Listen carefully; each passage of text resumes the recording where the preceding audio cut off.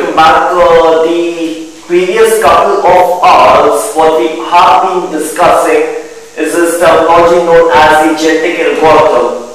We first discussed about the general concept, which was an inspiration from the biological world, and then we said that if we can have a set of operators that will generate a higher generation population from the low generation population, we can keep repeating them like over again and again and again. And what we have is that most probably the individuals should get better.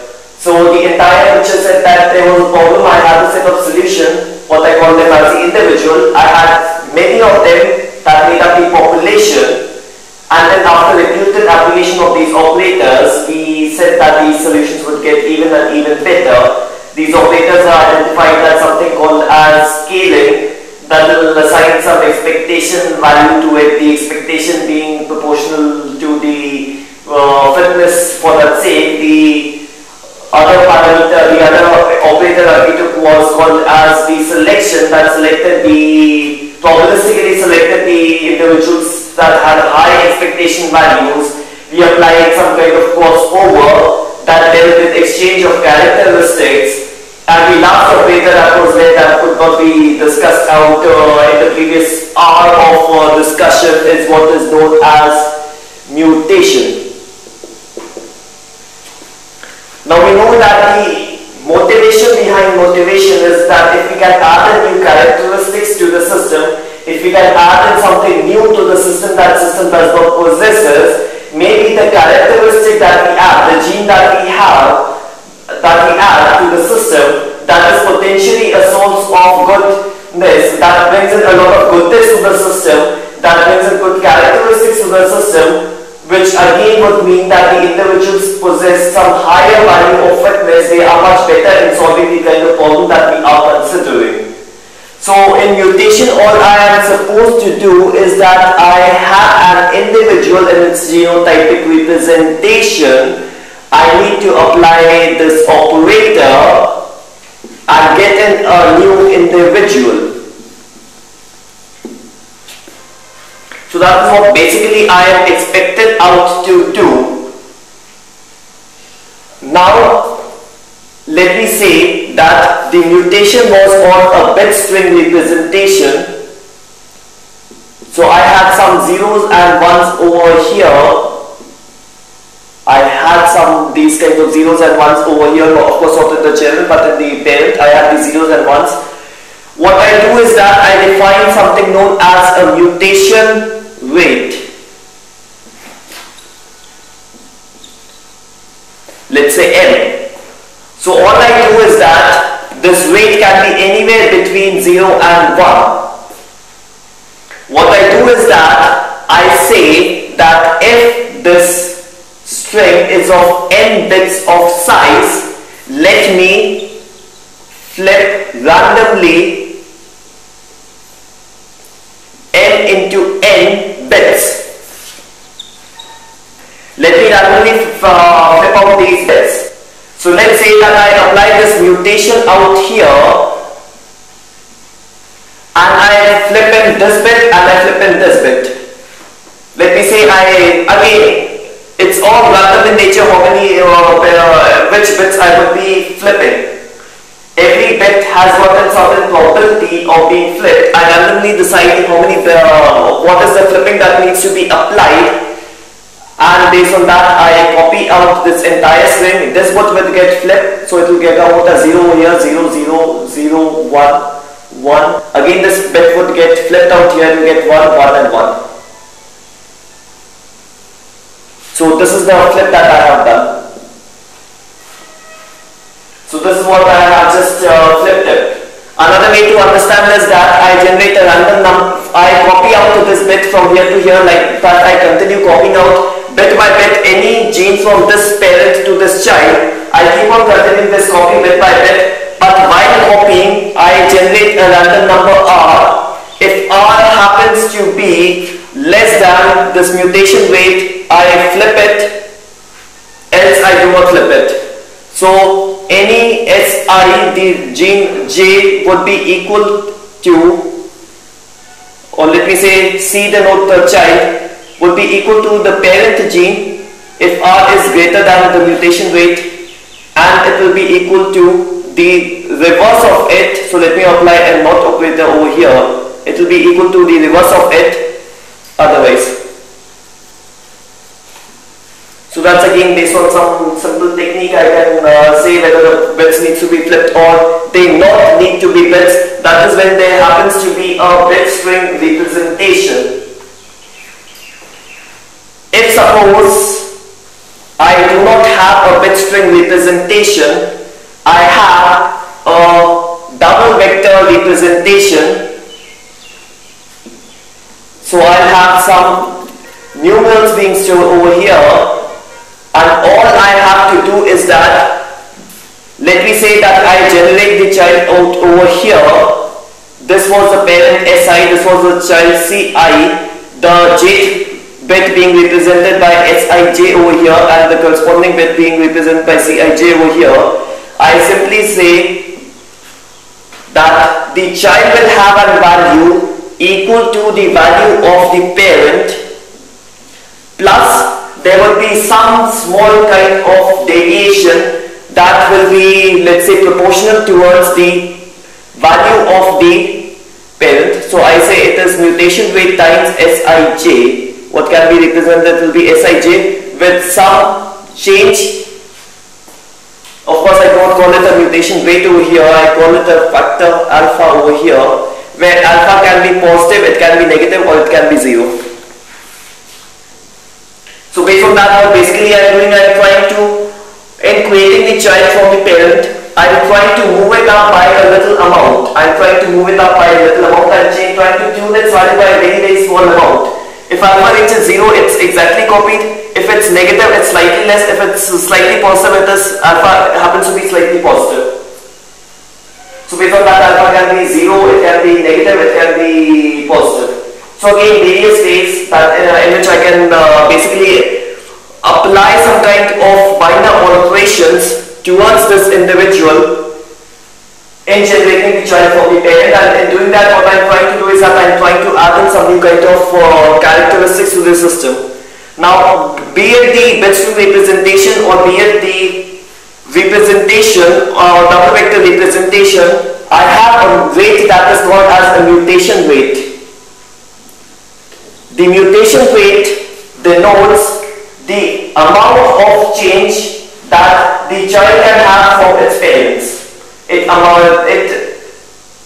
It states that what is the maximum amount of change that the child can have from its parent, that is entirely dependent upon the mutation rate. If the mutation rate will be very high, the child will carry forward very less characteristics from the parents, and most of them would be whatever we have added new towards this child. If the mutation rate is very low, the child will be almost similar towards the parent. So it's like we are not adding something new, we are just replicating of the parent to the child. Now mutation rate, based on that we can classify mutation into two types. One is called as a uniform mutation rate and the other is called as a Gaussian mutation rate. In uniform mutation rate, we fix a fixed value of the mutation that remains constant. We have some fixed value of mutation that is known before you apply the mutation operator, and exactly as per that value, the mutation occurs. For Gaussian, we take a use of a Gaussian curve over here that we know is expressed by something like this. This is what is known as a Gaussian curve. And we try to generate a Gaussian random number. Gaussian random numbers are special types of random numbers that are generated where, let's say, this denotes the probability of a number being generated x and this denotes a number. The probability of lower numbers being generated, the p of x, is very high and the probability of higher numbers being generated is very low. So as you can see, the probability is very high as you go towards this right from the center. As you move out anywhere in this domain, either positive or negative, the probability keeps on decreasing. It keeps on decreasing, and therefore if I generate 1000 random numbers, some 900 of them will have very low values and some 5 of them will have intermediate values and the other 5 may, or let's say 1 or 2 may have extremely large values. So they mostly have really small values. So we generate some random Gaussian random numbers and that becomes known as the mutation rate of the algorithm. So there's a Gaussian random number that I've generated.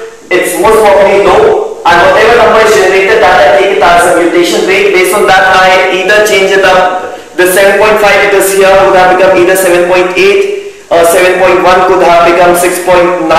If there would have been a 0.01, it would have become 0.01. Let's say no change here. And if there would have been 8, it might have become 7.999. So this is what I am trying to do in a double vector representation.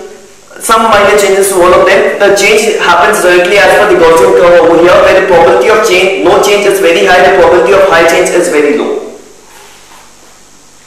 And why do I do that? Because again, as we'll see later in the analysis section of the genetic algorithms, the mutation rate, if it becomes very large in nature, there happens to be an introduction of what I know is as randomness into the algorithm.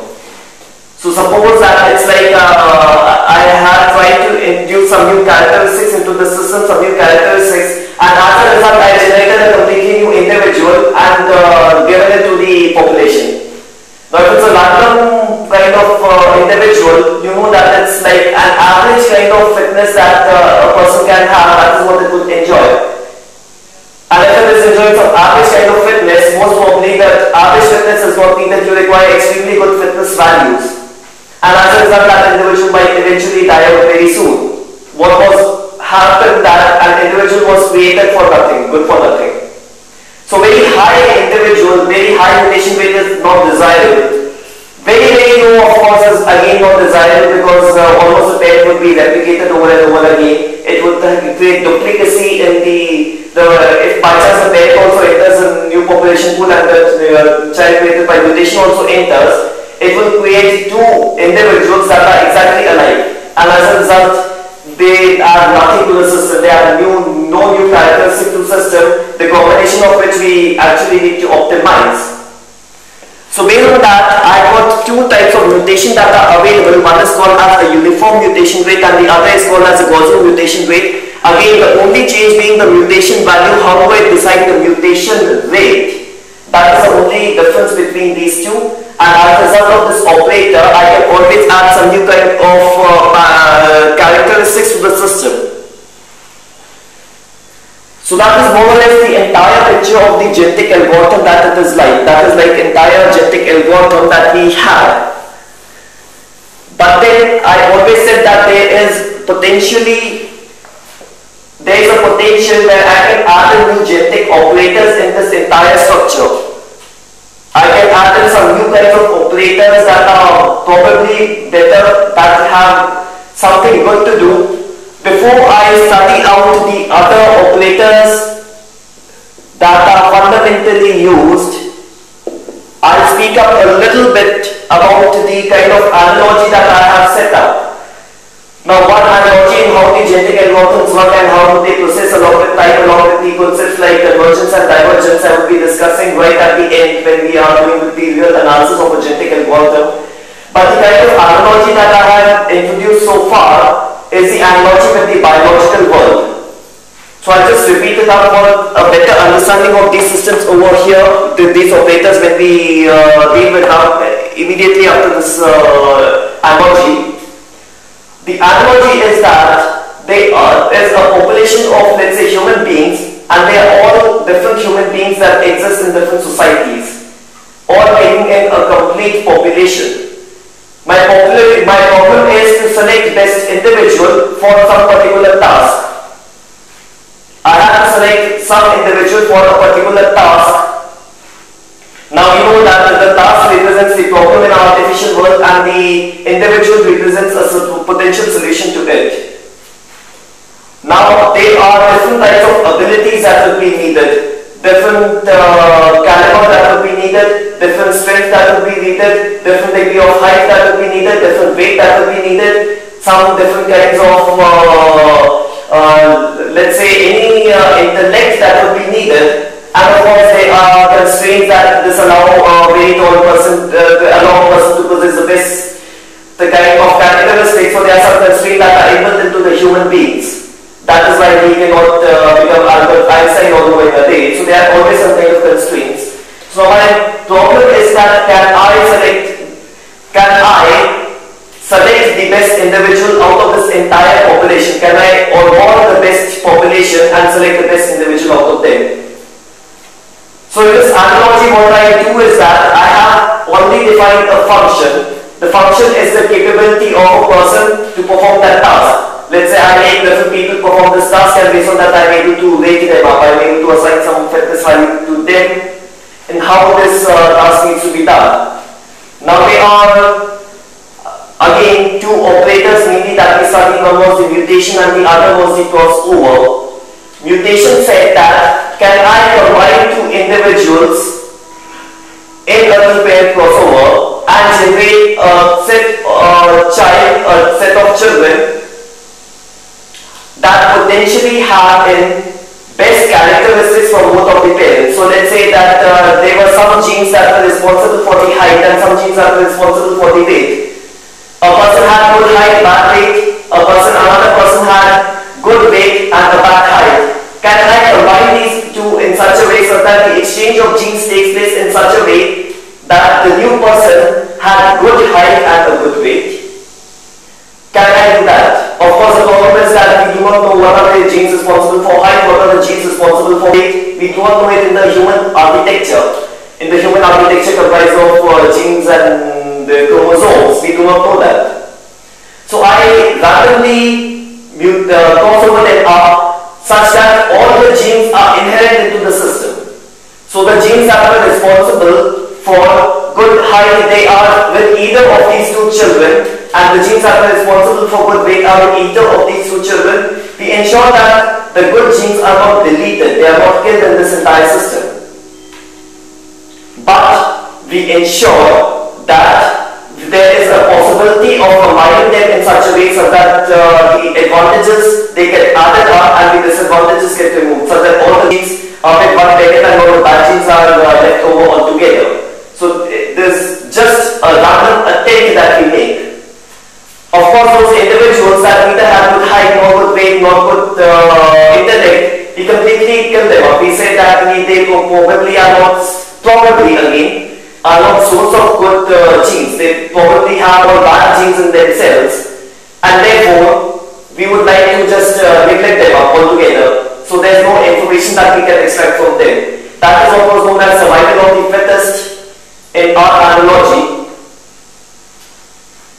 Now, whenever we say that genes should not be killed, two people, one having good height and the other having good weight, we want to preserve genes having good weight, because if this time in crossover did not result in a good combination, maybe this good genes of weight and height, they get replicated over and over again, and in any of the further generations, in any of the further crossover we carry out, these get exactly identified and fused together.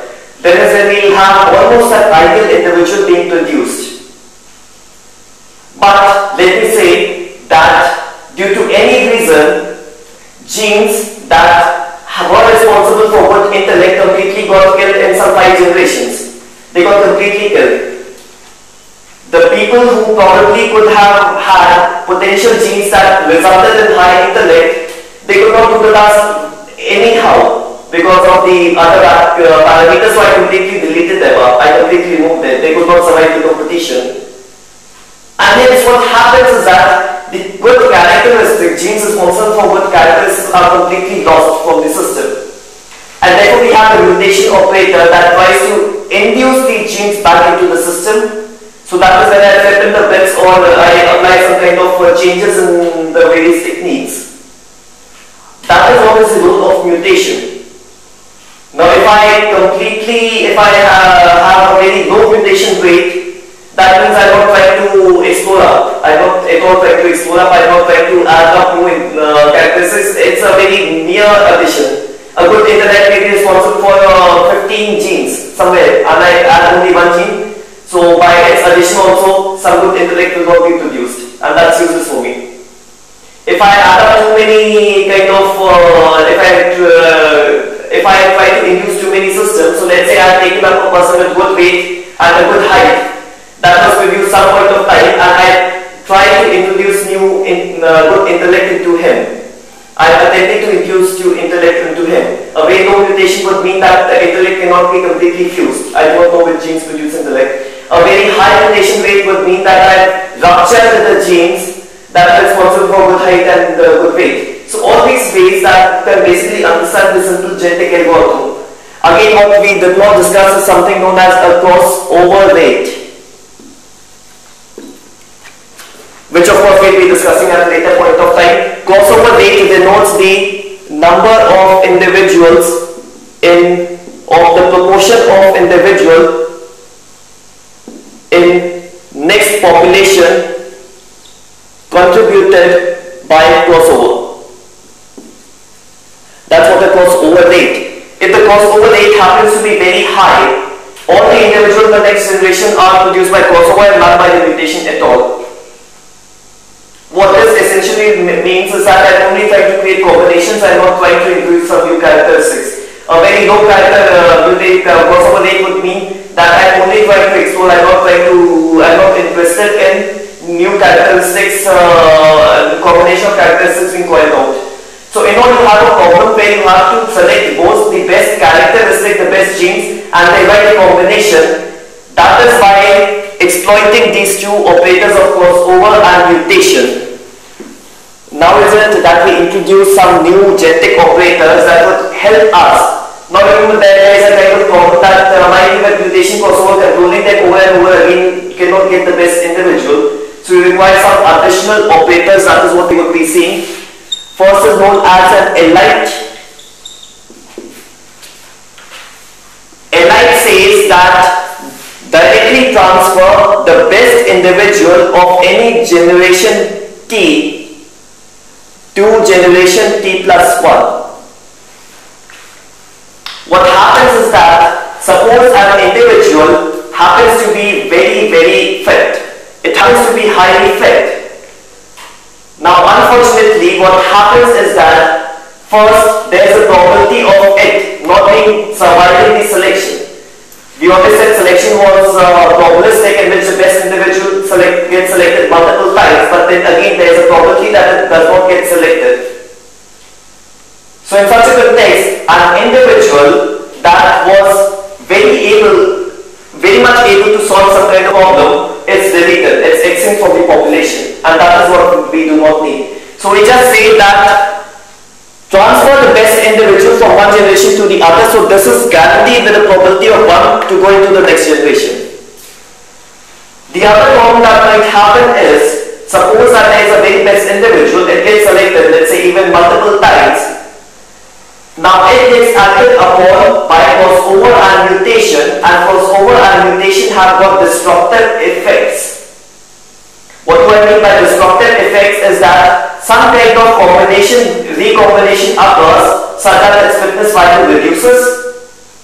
Now whenever we apply crossover, we expect that out of the two children, at least one will have a fitness value better than both the parents, but it cannot be guaranteed. So it may happen that crossover has some destructive effects. Maybe I select this individual, apply some new kind of operators over it, as a result it got destructive. The new characteristics induced were not good, it ruptured the old characteristics which were probably good. So to save this individual from some destructive effect, we simply transfer the best individual of any generation to the next individual. It's like saying the best individual will always survive. Now a very clear understanding that in any individual, if in any implementation of genetic algorithm, if I apply this elite operator, what would eventually happen out to be is that at any generation, my fitness value will never reduce.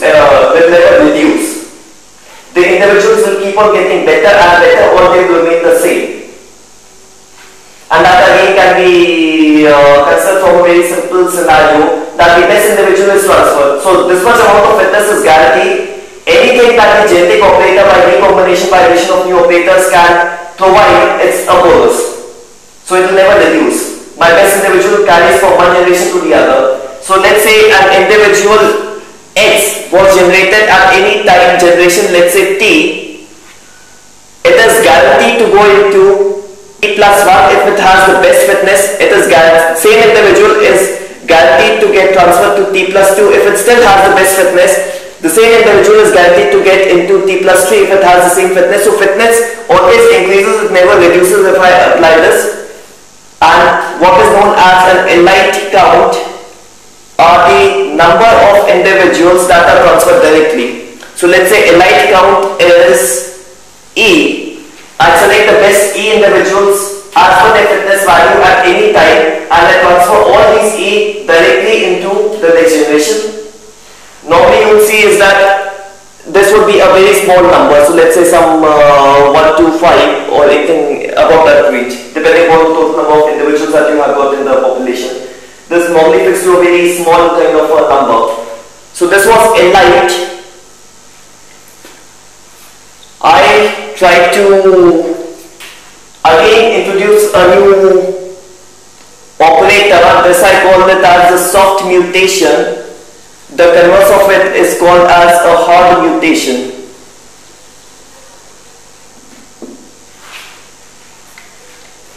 Now what happens in mutation is that I am trying to induce some new characteristics.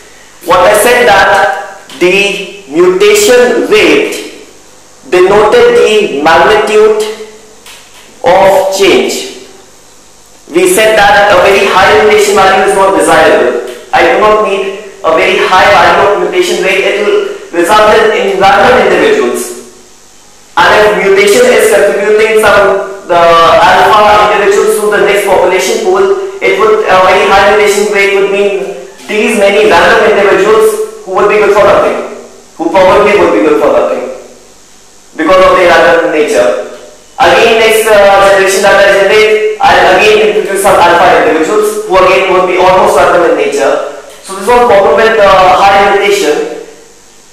But many times that a randomly created structure is good. Many times my system has got completely what I will later refer to as converged to a point. Then I probably might need some kind of new characteristics being introduced. The fitness value as per generations, I keep on doing it, sort improving with time. So I try to see if I can work all over with a random individual and try to extract out good characteristics out of it. So there is some kind of incentives in having a high mutation rate as well.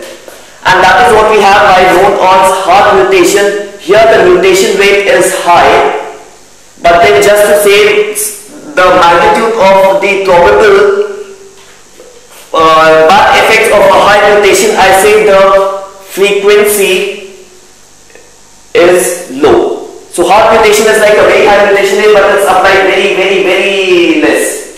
It's applied very in nature. The soft mutation is the converse, the mutation rate is low. So when the mutation rate is low, we know that it will try to see each and every characteristic. It will try to introduce some characteristics and see whether it's good or not. So it will have a very good type of slow effect in exploring good characteristics. But then when it has a very slow effect, it takes a lot of time to try out the various characteristics out of the numerous possible characteristics at the various places. Now unfortunately when I do that, mutation rate low is low, so the frequency with which it strikes is kept high. So that is where we are sometimes trying to control the mutation rate. Similar to the Gaussian nature where we said that this let it be a soft mutation and this let it be a high mutation. That is what ultimately is analogous to the Gaussian mutation rate that we have. The other operator that we introduced is insert. Insert says that whatever be the individuals of a population right now, irrespective of that, try to introduce some new individuals into the population pool. Now whatever new individuals that you generate, it may be based on study of the existing population, it may be based on, they may be completely random in nature, or they may be heuristically generated. Again, heuristic generation of population, that is very much relevant when we come to problems where the problem changes along with time, and that's a very big problem for that sake. The fitness landscape, it changes with time. So as per any amount of time, whatever generation I am dealing with at that time, if I can probably try to find out what would be the good characteristics to be there in the system, similar to the heuristic generation of the initial random solution that we saw a couple of hours before. Similar to that, if I can adopt some kind of heuristics that accommodate this changing time, and I can with time add in these new characteristics into these systems. So let me say that I knew that along with time I will prefer higher order individuals, so I keep on adding random individuals only constrained to that they have got good height into the population pool, and maybe the characteristic height gets the genes corresponding resulting in height, they get added into a system, and then you know that there is some kind of replication, there is some kind of copying that happens. So later on, more and more individuals with high height, these would again be introduced. So this height fundamental, it would get replicated over and over again, it would get multiplied over and over again. So that is with the insert. The converse of it is called as delete. I can always delete an individual based on some heuristics. I can say that no, like based on the very side, I can say they do not possess something new. Many times we do is that what we do is that we try to delete in all the very big class of solutions based on some threshold. I say that fitness value is below this threshold, simply delete it, not require it. And in case of them, I added some new individuals by this insert operator. So that might be something that is helpful for me. The insert operator might result in individuals that are much better than the individuals already present over here. So again, numerous ways in which delete can be used much for these specific applications. The other is an important parameter that says repair. Now many times the individuals or the solutions, they need to have some constraints that they obey. They need to obey a set of constraints. So let me say it's a neural network, so there will be constraint on the kind of parameter values that it can take.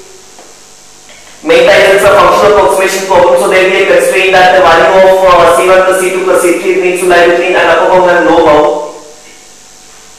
Solutions that disobey this constraint are known as infeasible solutions.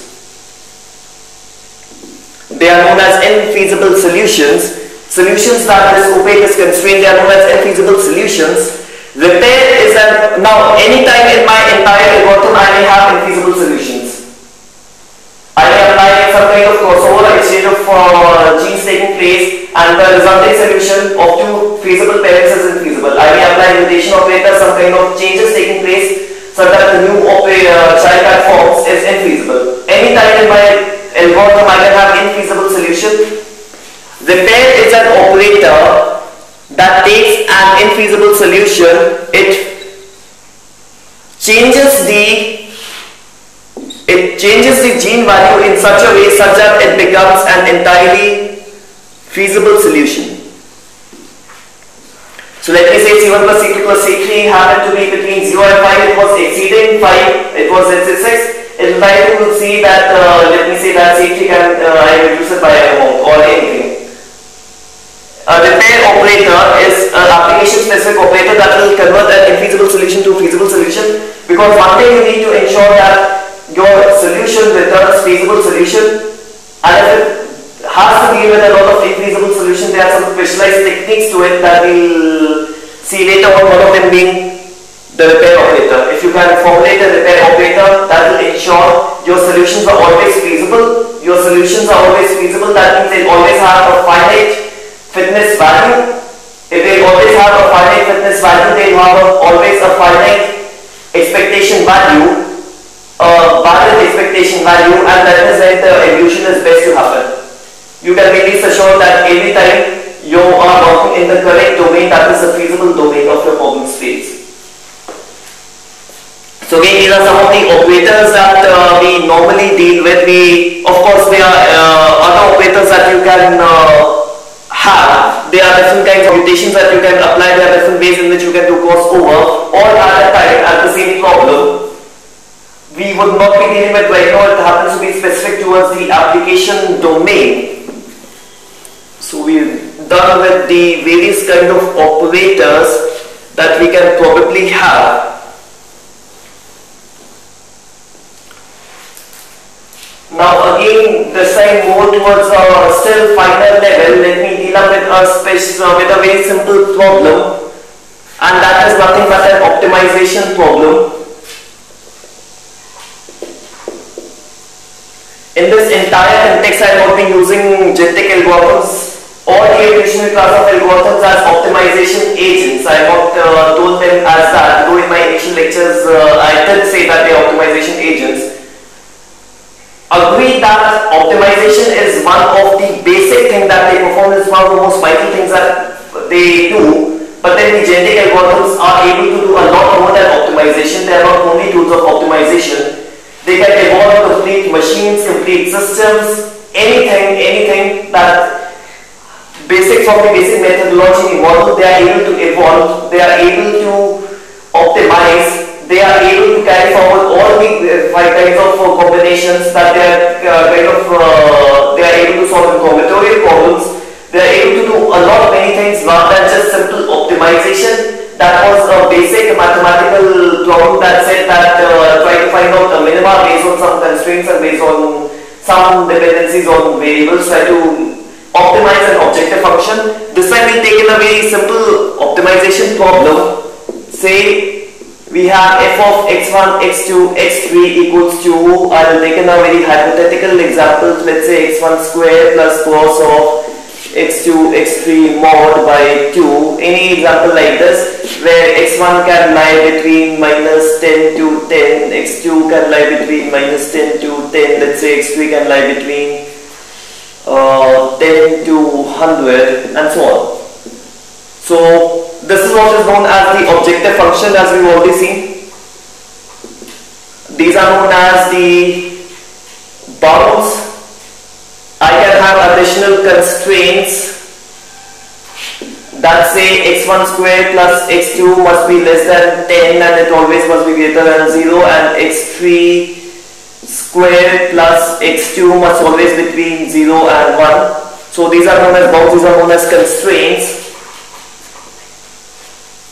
One thing that we always do with such kind of optimization problem is to make it a space. Here it will be x1 on the x-axis and x2 here, let's say, and x3 somewhere over here, and a fitness value over here.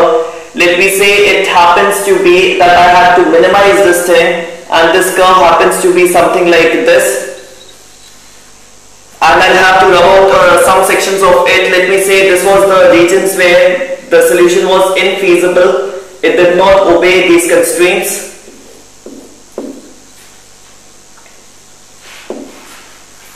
So this is what will be known as the optimization space. And I need to handle this problem. I need the mechanism in which this problem can be handled. Let me again assume that some kind of repair operator is available, or by any other technique that we would be seeing later on. This infeasible solution has been seen. So I have a space known as a fitness landscape. Let me say this was the kind of value that I assigned. So this is a continuous landscape, of course not the continuous, it can be discrete. So there is some kind of landscape in nature, and I am supposed to find out the global minima here. It's a bound landscape, so all x1, x2, x3 are bound to some space, and that is what the optimization landscape has been termed as a fitness landscape, only because we are using fitness function. The function here being plotted between x1, x2, x3 is a fitness function over here. That's why it's called as a fitness landscape. So I've already plotted up this fitness landscape. In this fitness landscape, let me say a solution is nothing but a point. It's a multi-agent approach where a number of agents simultaneously solve the problem. That's what genetic algorithm is. So let me say these individuals were all here in a multi-agent approach. each one of them representing an individual and all of them collectively representing the population. Let me again say that the population size was, let's say, 100, any random number for that sake. So initially my first step would be to have some kind of problem representation. I say that I take in a double vector problem representation, which is nothing but x1, x2 and x3 in this format.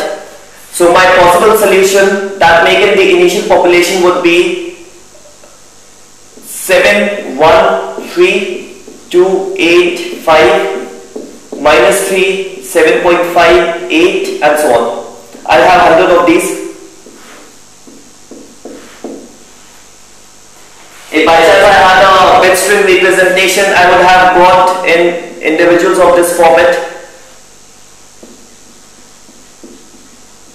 and 100 of these. This is a double vector representation. This is what is a bit string representation. How do I get bit string representation? And this problem is simple. Let me say that x1 is represented in binary format within, let's say, 15 bits. So I'll have as my individual representation the first 15 bits represented for x1, and then it's a normal conversion of a real number into a bit string. That's what computers do. x2, let me say that I designate some 10 bits for this, so the next 10 bits to follow would be for x2, and let's say some 12 bits for x3, so the next 12 bits to follow would be for x3. For this phenotype representation to this genotype representation, all I have to do is that, let's say 2, 8, 3 need to be converted, simply convert these to binaries within this bounds, within these number of bits. If I have to convert this back into this, simply convert a genotype to a phenotype representation, I need to simply do one thing. I need to convert back from binary format to a decimal format. And that's all. Again, why is this 15, why is it 10, why is it 12? That again is from the simple computer terminology that we have. Doubles being larger in size are able to store in more information than the floats. So as the storage size increases, the amount of information that you can represent increases. And if the amount of information increases, I have 2 points in my genotypic representation. If the amount of representative space increases, firstly, I'll get in more accurate parameters. So let's say my 15 bits, I'll get the answer of x1 up to the very 4th place of decimal. I'll be able to optimize x1 till the 4th place of decimal. x2 is almost the same, but because there are only 10 bits over here, might be only till up to the 2nd place of decimal over here. Because these are 12 here and there are some different bounds, might be I'm able to optimize this up to the 3rd place of decimal. So for me, if x1 I'm able to optimize up to the 4th place of decimal, and the optimal value is at 1.9876543211. If this is what my optimal value of x1 is, I'll be able to only take this much amount. I'll not be able to take up any more, because that is a restriction that I have applied over x1. But then that does not mean that I increase the size to infinity. Infinity would store in the maximum values. If I increase the size over here, my complexity of the algorithm rises. If my complexity rises, what eventually happens out to be is that my genetic algorithms become slower and more difficult to find out the global optima. Many times it will converge into a local minima, and all the problems of complexity that we already dealt with, they are same applicable as a simple optimization problem here as well. So for now, let me consider any kind of representation, either a double vector or a bit string, whatever you use to solve this kind of problem. I generated an initial amount of population. I generated an initial population of 100 individuals. I found out the population population of all fitness of all of these based on this fitness function. So let me do away with this for some point of time being. Let me say that these constraints and all they hold. So whenever I apply any individual SI, I am able to find out its fitness value. So for all the 100 individuals generated, either the document or the bit string representation, I tag each one of them with some kind of fitness value. I calculate their expectation value as well based on this fitness value. So if let me assume a rank-based selection. Let me assume that there is a rank-based selection. I have in individuals, let's say, let me take only 10 individuals as of now so that it's easier to draw. Let me take the individual 1, 2, 3, minus 1, 2, 5, 1, 1, 3, minus 1, 2, minus 1, 2, and let's say 10, minus 1, 8, 25. Let me say 8 over here, a 7 over here, and 15 over here, 2, 8, and 5 over here, like this 10 individual. 1, 1, 1, and 1, 20, 1, I cannot make it 20, 1, 9, and 75.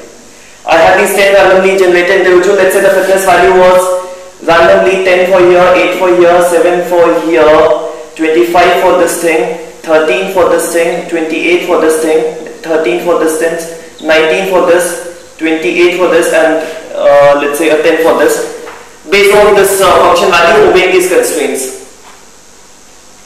I ranked them up, so this is going to be rank 1. My objective was to minimize. My objective was to minimize this function. So this would be rank 1, this would be rank 2, this would be rank 3. This would be rank 4, equal rank 5. In fact, this would be 4, this would be 5, this would be 6. Again, I'll have some 7 over here, 8 over here, and 9 over here, and there would be a 10 somewhere over here. So based on that, I'm able to rank them up using the rank-based scaling. I have almost this, let's say, as the expectation value. So the expectation value is between 1 to 10. I got my expectation value of this. Next I do is that I select n number of individuals. The first operator that I need to apply is crossover. The next operator that I actually need to apply is crossover. So let's say the crossover rate was 0.7, or let me take it as the crossover rate as 0.7. I say that the number of individuals being contributed by crossover would be 0.7 into n, so that would be 0.7 into 10, that would be equal to 7. 7 individuals would be contributed by the crossover operator. So let me very nicely select these individuals from this population pool itself. Let me select these individuals from the population pool itself. Let me say that this got selected, rank 1 got selected 2 times. Rank 2 again got selected 2 times, rank 3 got selected, rank 4 got, let's say 9 also got selected, and then also got selected probabilistically. And let's say these were selected in this manner. So there was some kind of selection that happened. What I do is that all my selected value, I do some kind of pairing. So it's like, let's say this got paired with this, this got paired with this, this got paired with this, this got paired with this, and there was some kind of pairing that happened. I apply from here, I can apply a heuristic technique, or if it was a bit string representation, I can apply some scatter crossover kind of thing, where I can generate a new set of individuals. Now there were 10 individuals, 7 of them coming up from crossover. So if 7 of them come up from crossover, I'll have to select 7 out here. I guess I selected more, 1, 2, 3, 4, 5, 6, 7. Let me say these are the 7 selected out over here. So I'll do some kind of random pairing in which I'll pair up 7. Now I'll have to convert it into an even number just for the sake of the pairing. So let's say this was the kind of selection pairing that was done. Based on that, I'll get in a new set of solution.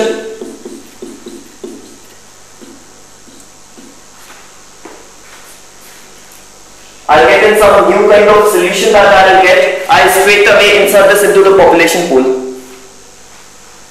Now what is left is 3 individuals. If I even up over here, so 2 individuals in this case, because 8 I've already inserted into population pool. So I have the contribution of mutation would be 10 minus 8 have already gone, so it would be some 2 in number. Now 2 individuals I need to take from mutation. So I again have this kind of selection technique. Let's say this got selected, rank 2 got selected, rank 3 got selected. So 2 is over here and 3 is over here. I apply some kind of mutation technique where I change in some bits in a bit string representation and numbers in bit string, and these are 2 individuals. Now these 2 individuals come up again. I got a population of 10 again.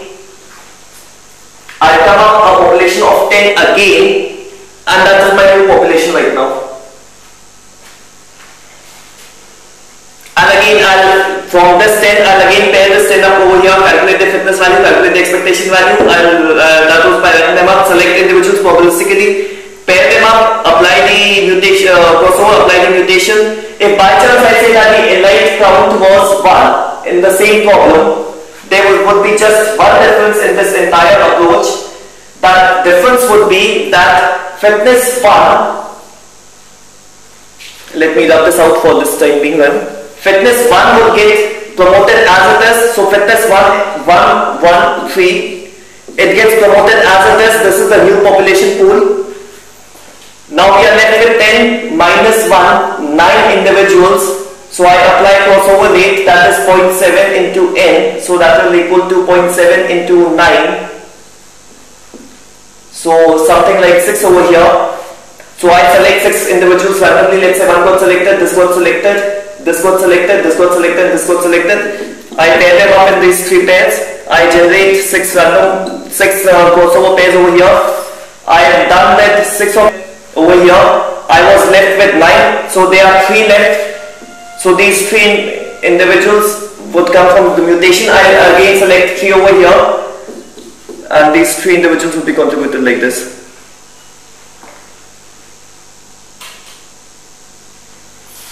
And that's how I get 10 population individuals of the new population. That's all the difference that it makes. And based on that, again and again, if I go about this process, I'll have the value being optimized. The only discussion left is that will these new individuals be better than the individuals that were previously there into the population. Now I wrote the term known as average fitness of a population. The average fitness of a population is defined by nothing other than the fitness enjoyed by all the members of that population. So let me define 3 metrics as the best fitness of any population P at any time T. That is defined by the best fitness data amongst all the individuals of that population. The worst fitness, that is the worst value of the fitness among all the other individuals of that fitness, and the average fitness, that is nothing but summation of fitness values of all individual SIT repeated over all I divided by n, the number of individuals. Let me have these 3 kind of metrics that are available in my system, and into the analysis we'll see later on how these metrics are used. But let me take for this amount of time a basic inspiration is that all these 3 will improve. Now what I have is that the individuals having the worst fitness, they will most likely not be selected in this competition over here of the survival of the fittest implemented by the selection operator. They will most likely die. If I do not have operators like insert that were inserting random individuals or very high mutation rate that were inserting random individuals, my worst individual is already gone, and therefore the new population, the worst individual that exists, has got in a better fitness value as the previous one, because the worst individual of the previous population has already died. It was not allowed to go, and therefore only the better fitness values individuals went. So the best fitness, worst fitness should improve. As far as the average fitness is concerned, it should also improve. I said that whatever I did was the best half of the population, the worst half was deleted. So it's like I have the population of individuals, I've already deleted out the worst half of it. Even if I would have inserted one or two bad ones, but it wouldn't matter the average. I'm dealing with the elite class of people. The combination between elite class of people means the combination between good characteristics that normally means generation of individuals with good characteristics. So that means if two good people, they intercourse, they generate good individuals, or the individuals generated most probably have in fitness value that lies anywhere close to the parents. So what happens is that the fitter individuals, they are promoted, they are boosted up, and as a result the average fitness would normally be better, and the best fitness. Now remember that what I am trying to do is that I again take it a very basic motivation. The best individual is always being carried forward. So as I said that the best fitness will never be bad. The best fitness will always improve. But what I am trying to do is that I am not only taking the best fitness individual from the previous generation to the other generation, I am taking out soft mutated copies of it, I am taking out hard mutated copies of it. Because again, if I apply the same selection procedure, most probably the best individual would get selected over multiple times for all the operators. So I have it being selected for the soft mutation. So it will for the best individual, I try to do something to see if it improves. I try to do something hard to see if it improves. I try to exchange its characteristics with another good individual to see if it improves. So when seeing the entire algorithm from the point of view of only the best individual, what I am basically trying to do is that there is a best person in this entire pool, and I am trying to do all sorts of lovely things with him just to ensure that the fitness likely improves. If there is anything that I can do over this individual, I am doing it over this individual. Again, because of the selection technique that always promotes better fitness value. Much of it we will of course be seeing when we actually analyze the algorithm towards the later stage of time. Again, a very small thing over here. Whenever we say that minimize a function f, my fitness always needs to be maximized, it cannot be minimized, and therefore when fitness can sometimes be termed at cost. Whether we say maximize a function f, we'll call it as a fitness function. In this problem, f cannot be called as a fitness function because its value was being minimized. I cannot call f as a fitness function because my objective is to maximize the fitness and not to minimize it. The objective that I had was for minimization problem. I could have inserted a minus sign to convert it into converse.